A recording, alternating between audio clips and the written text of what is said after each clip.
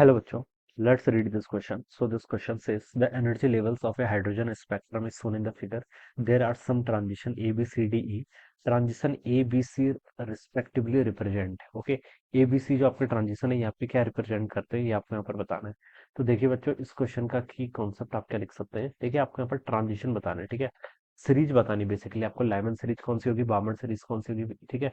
तो hydrogen spectra आप इस क्वेश्चन का कॉन्सेप्ट आप लिख सकते हैं, क्या लिख सकते हैं, हाइड्रोजन स्पेक्ट्रा या फिर हाइड्रोजन स्पेक्ट्रम, ठीक है।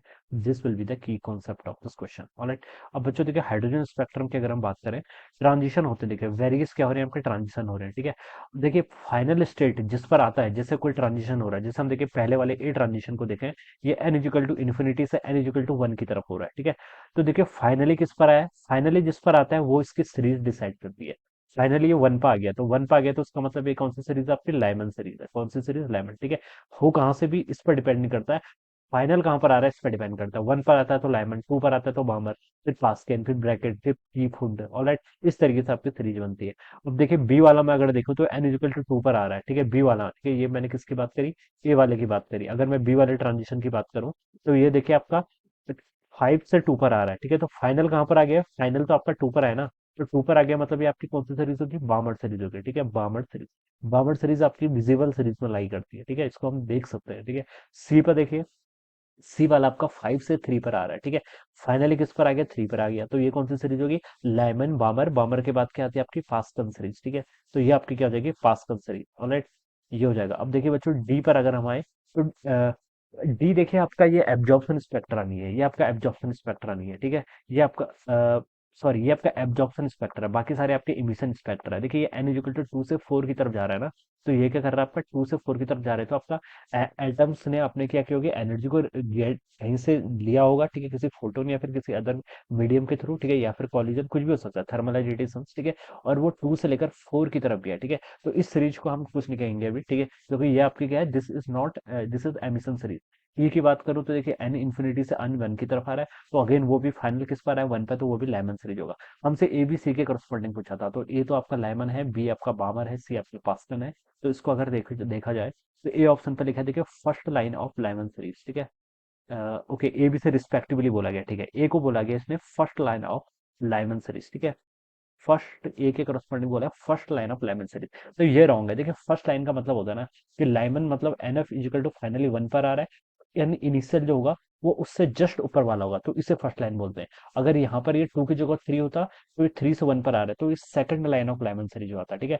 तो first line of Lyman series का मतलब ये है आपका, टू से लेकर कहाँ की तरफ ट्रांजिशन हो रहा है, वन की तरफ। लेकिन ये तो नहीं हो रहा है ना, तो first member of Lyman series बोला है इसमें। First member of, alright, first member of Lyman series, okay. तो ये भी नहीं होगा, ठीक है। First member of Lyman series बोला है, ठीक है, ये नहीं होगा इसका, ठीक है। देखिए बच्चों जब इन्फिनिटी से वन की तरफ आते हैं ना, तो ये आपकी सीरीज लिमिट कहलाती है, ठीक है। इन्फिनिटी से वन की तरफ जब होता है इसे हम क्या बोलते हैं, सीरीज लिमिट। तो सीरीज लिमिट वाला ऑप्शन इसमें होना चाहिए। देखिए बी पे लिखा है आयोनाइजेशन पोटेंशियल ऑफ हाइड्रोजन, ठीक है। देखिए ए तो है नहीं आपका, बी पे लिखा है आयोनाइजेशन पोटेंशियल ऑफ हाइड्रोजन, ठीक है। This is also incorrect, ionisation potential भी नहीं होता, ठीक है। आयनाइजेशन पोटेंशियल होता है आपको एक्साइट करने के लिए कितना पोटेंशियल, जितना आपको फाइनल पोटेंशियल अप्लाई करना पड़ता है, ठीक है, वो आपका आयनाइजेशन पोटेंशियल कहलाता है, ठीक है। वन से लेकर इन्फिनिटी तक ले जाने के लिए, ये इन्फिनिटी से वन है। सी पर लिखा देखिए सीरीज लिमिट, हाँ सी और डी ऑप्शन पे हो सकते हैं, ठीक है, ठीक है। तो देखिए ए के करस्पॉन्डिंग में देखिए यहाँ पर लिख लेता हूँ, ये क्या आपका, ये आपका सीरीज लिमिट है, और लिमिट किसकी, आपकी लाइमन सीरीज की, क्योंकि फाइनली इस पर आ रहा है, तो series limit of Lyman series, ठीक है। ये हो जाएगा आपका ए के करस्पॉन्डिंग, ठीक है। अब बच्चों देखिए बी पर आते हैं, बी देखिए कि आपका ये टू पर आ रहा है, फाइनली टू पर आ रहा है, ठीक है। और कहाँ से आ रहा है, फाइव से टू पर आ रहा है, ठीक है। तो फाइव से लेकर टू पर आ रहा है, ठीक है। तो ये कौन सी सीरीज रहेगी, ये तो आपकी बामर है, ठीक है, लाइमन बामर, ठीक है। और देखिए अगर ये थ्री से टू की तरफ आ रहा तो फर्स्ट लाइन होती, फोर से टू आता तो सेकंड लाइन होती, फाइव से आ रहा है तो थर्ड लाइन होगी, ठीक है। So this will be called third line of बामर series, ठीक हो जाएगा, थर्ड लाइन ऑफ बामर सीरीज, ठीक है।